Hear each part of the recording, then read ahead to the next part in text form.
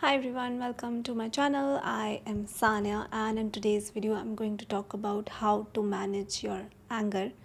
In previous video we talked about why do we get angry and what exactly are the root causes of us to get angry. Is it even a valid feeling or not a valid feeling? And I also talked about what kind of a personality you are. Are you somebody who express your anger, or are you somebody who internalize your anger and you suppress your anger? We also talked about that both things are not very good for ourselves or to others, because it's the energy that we are either sending towards us or we are sending towards the other person. So what is the right thing that we can actually do so that we are not either internalizing or also externalizing? And it's one of the things which nobody told me before, and I kind of learned it with my own life lesson. So that's why I'm just sharing it on this platform, and I hope you learned something out of it too. This lesson that I learned in my life of managing my anger is something which has completely changed my life, because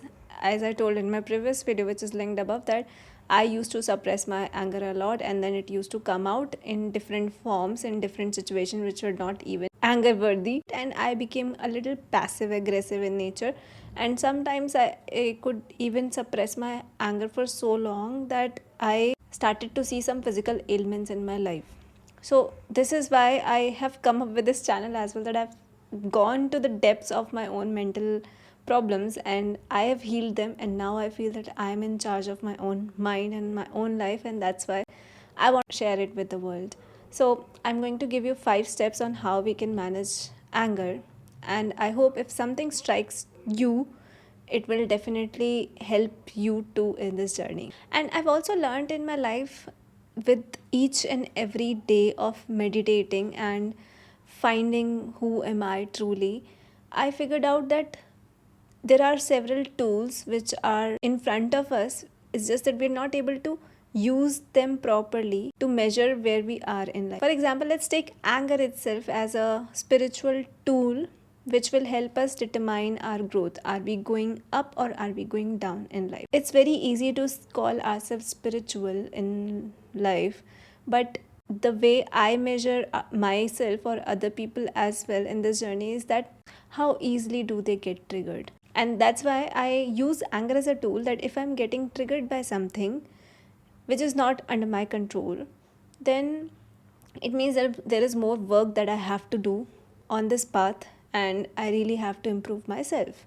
And also, my Guru Dandpani, he says that if you have a cluttered subconscious mind, which means you have a lot of unresolved issues in your subconscious mind, and you've not solved them, it will make it difficult for you to reach to your super consciousness, or maybe just reach a level of bliss in life. If we can clear each and everything which is present in our subconscious mind very much consciously, anger being one of those things which is a hurdle in our spiritual journey. So if we can clear that up in life by being very patient with ourselves, that is when we'll be able to clear that data which is present in the subconscious mind, and then sort it, rearrange it, and make it neat and clean, and then it'll be easier for our awareness to travel up in the higher areas of mind.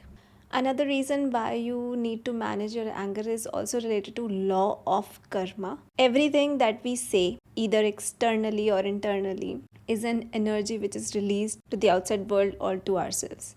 So if we don't send out a purified energy from within, or if we are just sending something negative, it is going to come back to us many folds. And when you get angry and release that energy into the external world or even internally without contemplating upon it and solving it within yourself, you are planting a seed of anger in this world. And always remember, what goes around comes around, and you may see a lot of examples in your own life for that. And if you've not been observant enough in your own life, I would suggest that you talk to somebody who believes in it, and they'll be able to give you great examples from their life for sure. Now I'm going to give you 5 simple tools to make sure that we use anger as a tool to step up in life instead of going down, and it'll be all worth it if you take those lessons and apply it in your life as well. I also explained it in my previous video that anger is the doorway to all the lower emotions in life. And we need to be smarter than our anger to not lead us to the wrong path in life. And we all can do it for sure. These 5 steps are based on the 3 layers in our mind, which is the conscious mind, subconscious mind, and superconscious mind.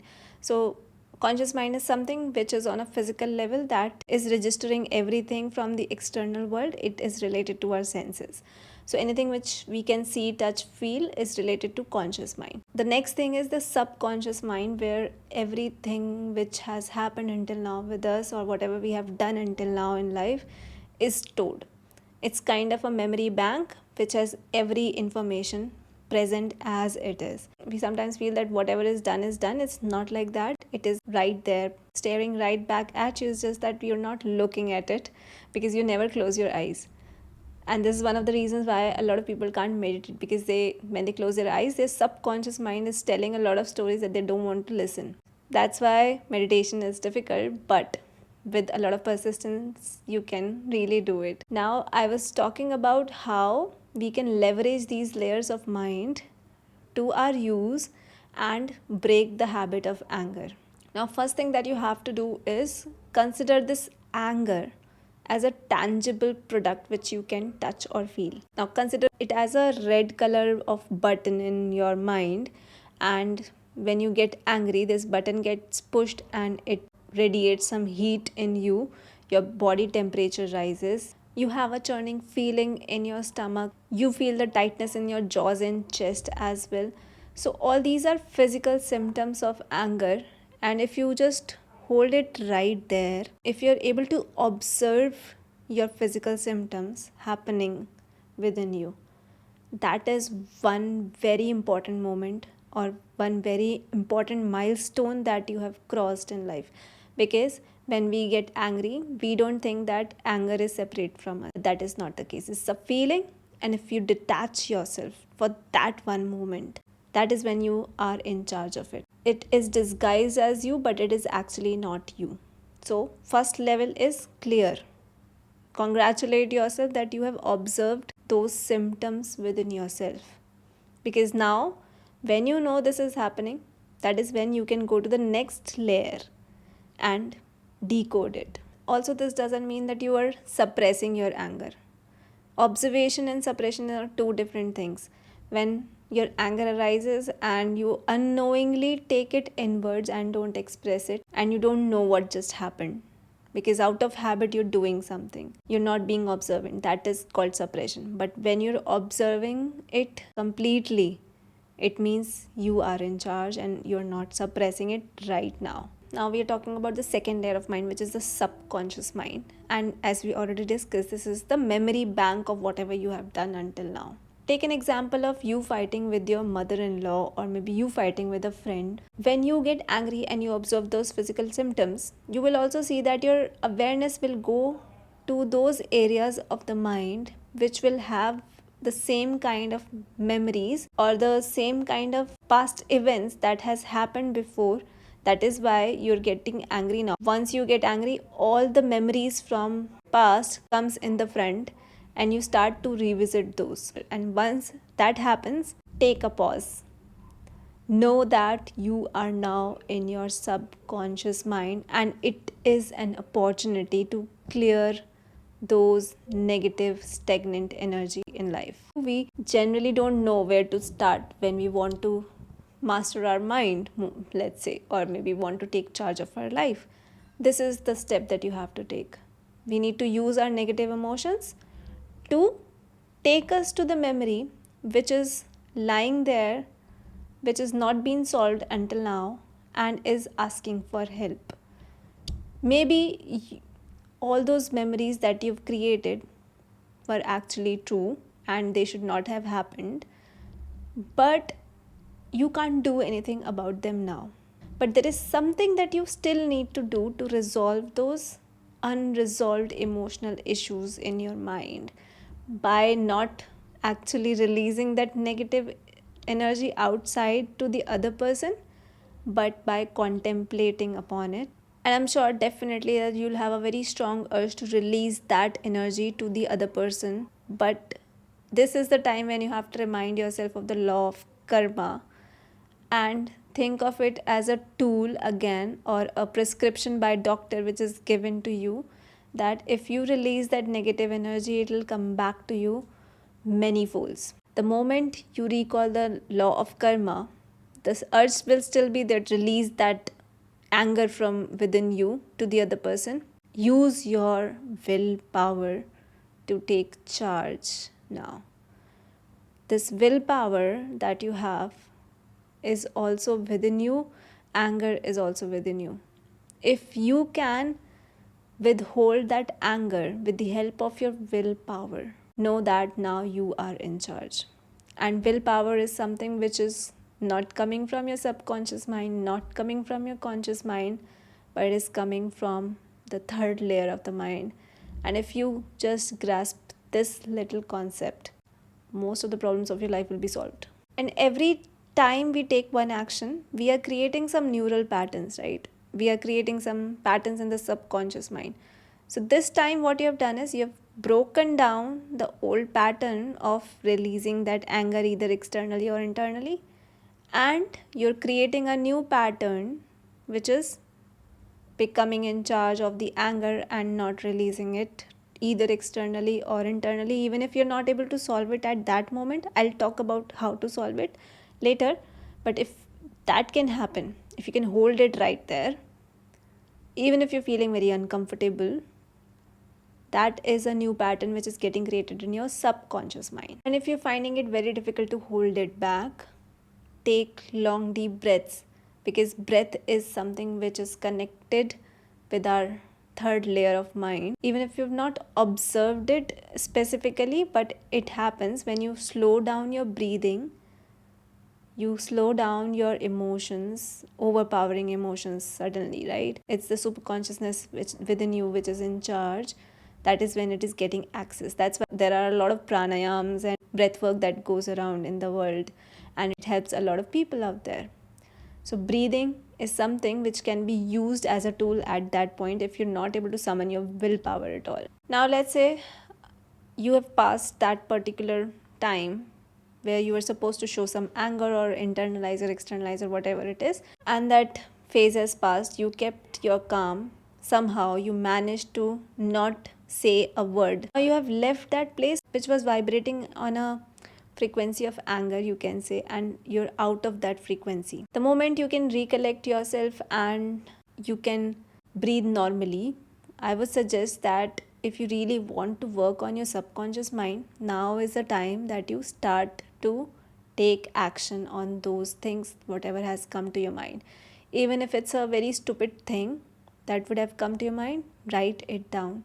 Release that energy into a piece of paper, and once you do it, release it and then burn it down. Burning is as important as writing, not revisiting it again and again. If we will keep revisiting it, we are again creating that negative subconscious pattern. It's funny, but that is how it works. You can also try it for yourself. I've done it so many times and I felt a great relief after each and every session of writing. You need to stop being attached to the things that you have written. Sometimes we don't want to let go of our anger because we are too attached to it. We feel that this is a very personal thing to us. We don't want to let go of anger somehow. We want to cling to it. We feel that this is us. All these things are not at all helpful for anybody, even for yourself or for the other person. It's just boosting your ego in a very negative way, and it's going to lead you down definitely. So repeat the above process as many times as you want. Even if you want to write the whole book, keep on writing. I mean, there is no harm in writing as much as you want. And always remember why we are doing this activity. We are doing it because we are trying to clear our subconscious mind. And why we are clearing our subconscious mind? Because we want to create a clear, neat and clean path for our awareness to travel to our superconscious mind at our call, at our will. Right now, it'll be difficult for you to summon your will suddenly and do the things that you want to do.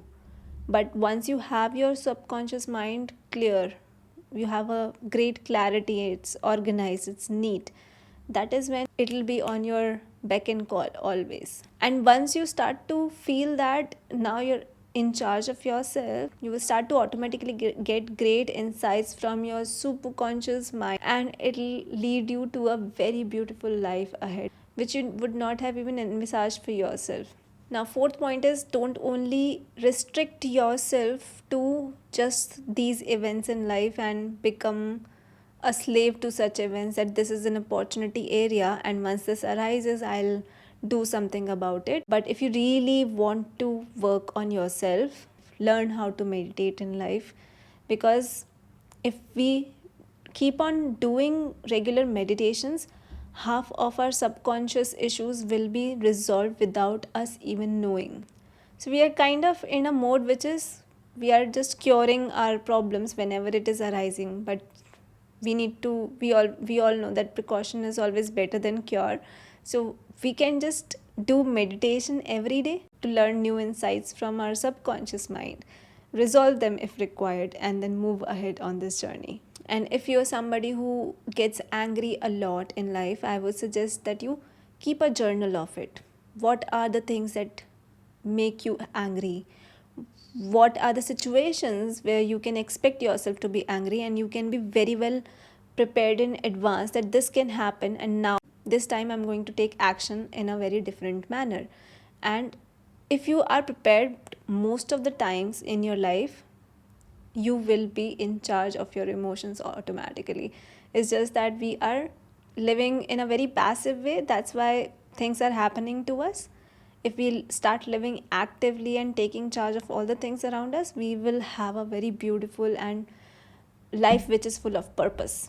Living simply is the most beautiful thing that you can give to yourself as well as others. And on the path of ultimate self realization, we need to be very clear of who and what we engage with, and what we allow and do not allow in our life. And in this video, I would recommend that we do not allow anger in our life at all.